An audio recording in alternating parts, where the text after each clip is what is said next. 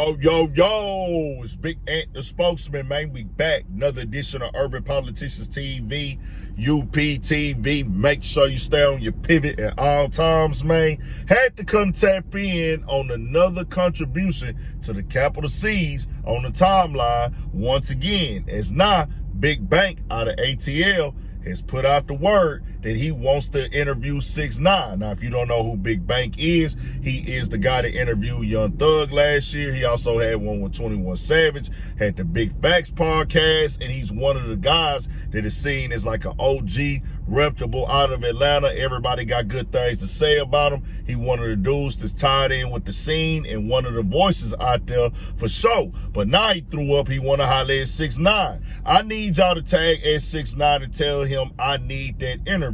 Well, 6ix9ine caught wind of it when it hit the blogs and things and said, I mean, you interviewed Thug and me and him are no different in the interrogation room. Big Bank said, pull up, and he added them himself. And I did see it, but I didn't get it and grab it. Somebody said, hey, you're going to have to pay a lot for that interview right there. And he said, oh, I ain't paying for no interviews. I'm going to be real with you. He's not going to have to pay. And the reason why he's not going to have to pay is because he's going to pay with his credibility.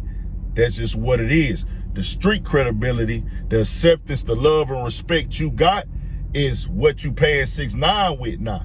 Because he wants to be welcomed in. He's been dissing Atlanta, dissing everybody that had any type of telling allegation or situation on their name in the form of, what about him? Y'all are hypocrites. Y'all are moving the goalposts. It's this, it's that. He done went at every single artist out of Atlanta, and you the voice of Atlanta.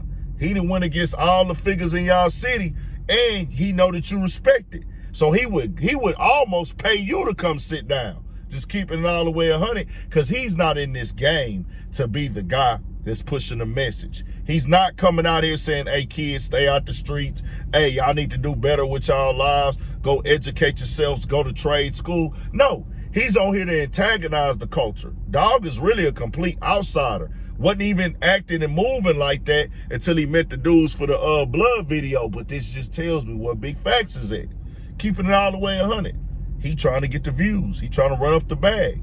To each his own. Do your thing. But you're not finna come tell me this is journalism. Oh, I'm trying to get a story, or I care about the message. Nah, you going for the moment. You chasing the clicks and the views, which is fine, but we just gotta call it that, because it ain't nowhere in the world that I could think of a logical reason that you could tell me why you want to sit down with bro with other than that. I'm trying to run up the bag, because my point is, bro is not pushing nothing productive.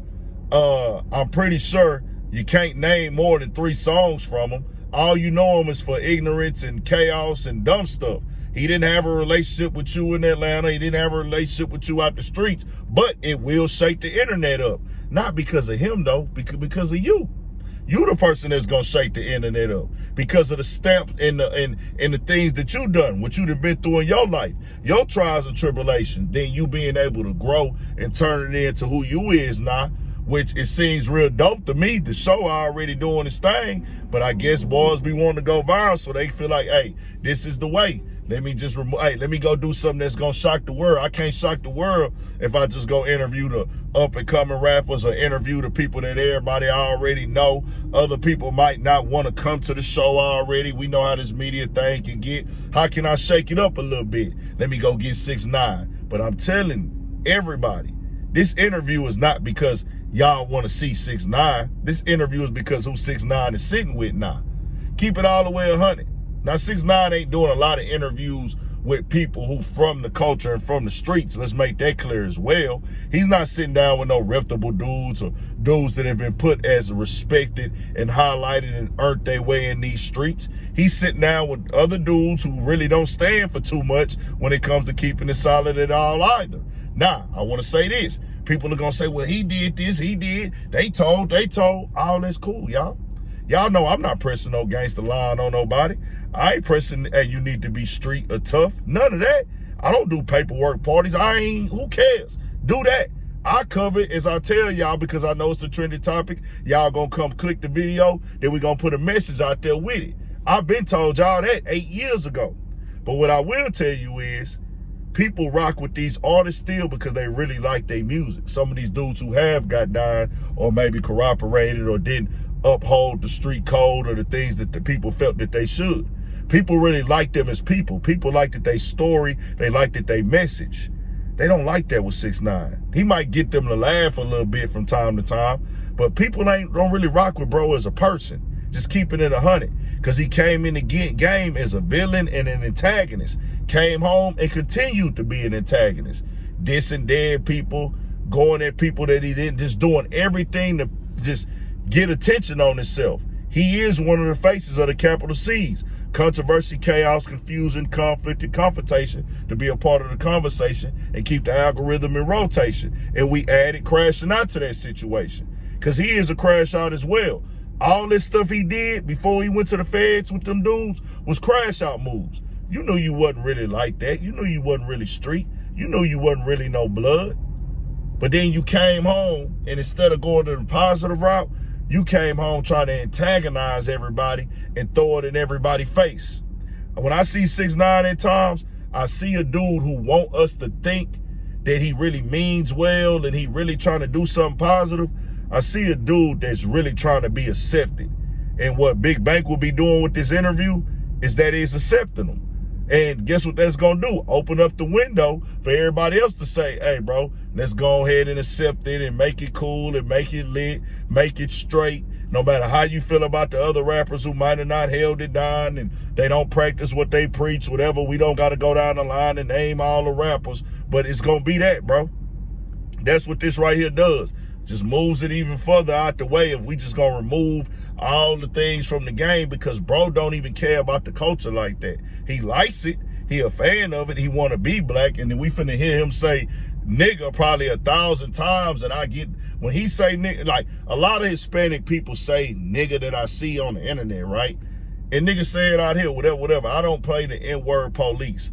But the way that he says nigga, I'll be like, bro, he overuses it. So he finna sit in with this interview with you and just keep nigging and nigging and nigging all day long. And I'll be like, wow, bro, when does this stop? But hey, do what y'all do, bro.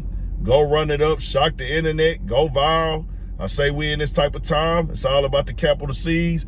Boys want to run their sack up, do what they do. And it's crazy because I done seen bro go at everybody in Atlanta. This is your hometown. I'm not saying it's this or that or you got to be that guy, don't grow.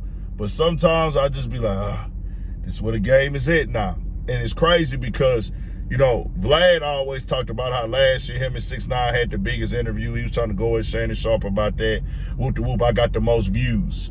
But really, Big Bank had the biggest interview last year. The one he did with Young Thug, in my opinion.